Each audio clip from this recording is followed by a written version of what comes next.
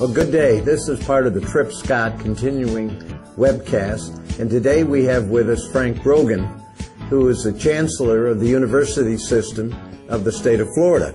Well, Norm, first of all, let me say it's great to be with you, as always. You and I serving together with the Board of Governors, but we also served together when I was president of Florida Atlantic University and you were on the Board of Trustees for FAU. So it's always good to be with you, and I know what a passion you have for higher ed in this state.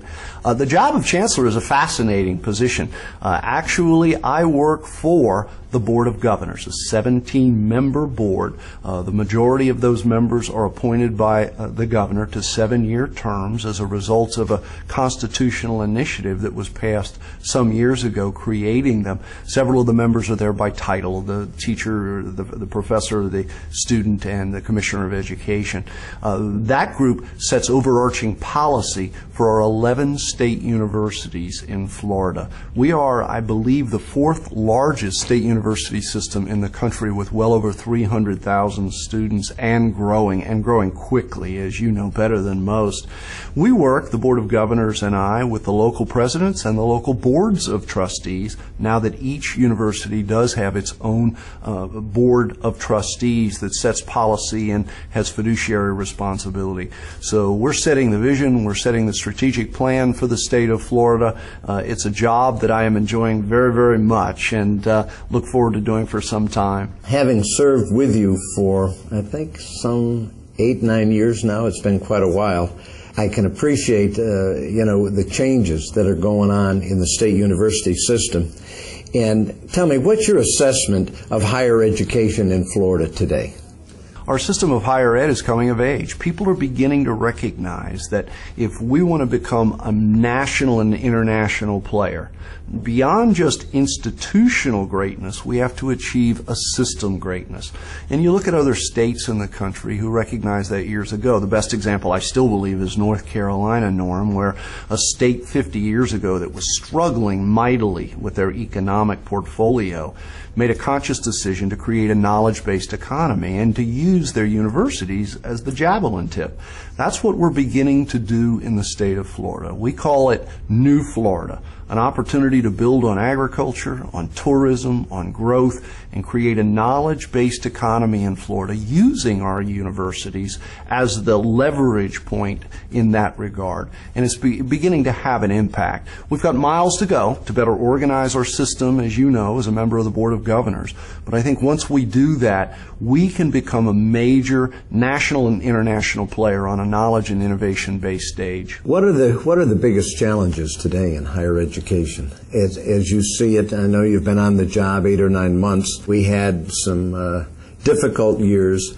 I know we just settled a lawsuit that the Board of Governors had filed against the legislature and some of those things. Could you talk to us a little bit about that and what you see going forward? Well, the lawsuit and its settlement was, I think, a very good illustration of challenges that can be overcome.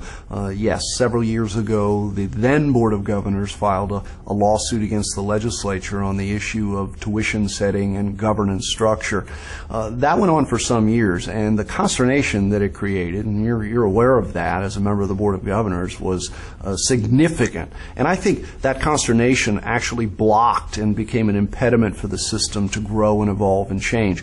Once the Board of Governors, I think in their wisdom, decided to settle that lawsuit and more, put in place with the legislature the roadmap, the guideposts for who's in control of what and how we operate together as a partnership, it's giving way to a tremendous opportunity for the future.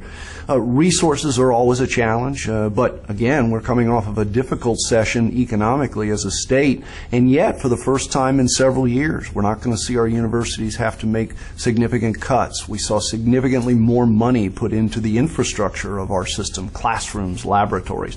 So I think we're headed in the right way in terms of governance, in terms of funding, and I think with New Florida as our vision piece, Florida has a huge opportunity here to really create that knowledge-based economy.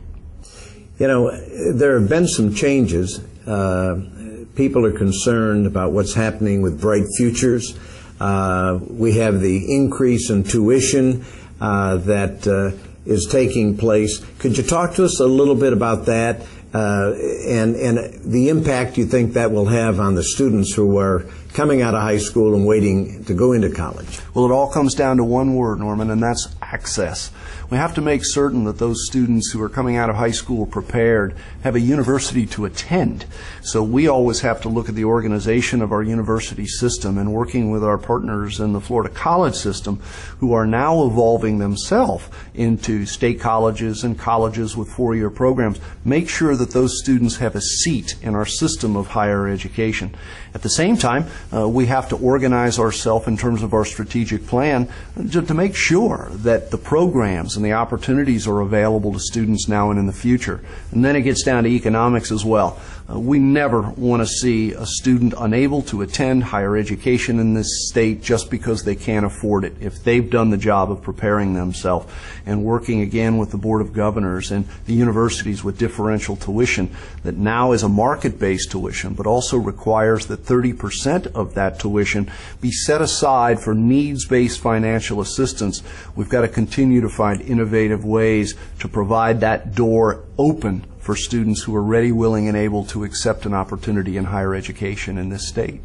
I guess at the end of the day, you're excited about our university system.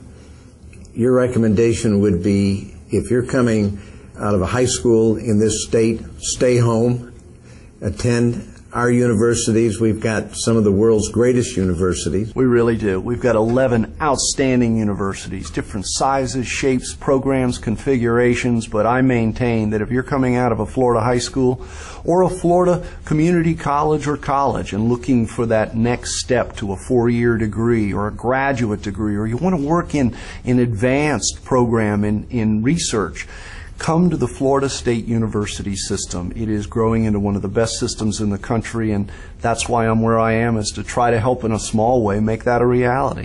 Well, thank you, Frank. We appreciate your coming here and spending the time with us today.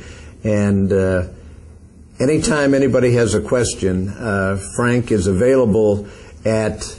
we're at www.flbog.edu. Thank you very much. We appreciate it. Thanks, Norman.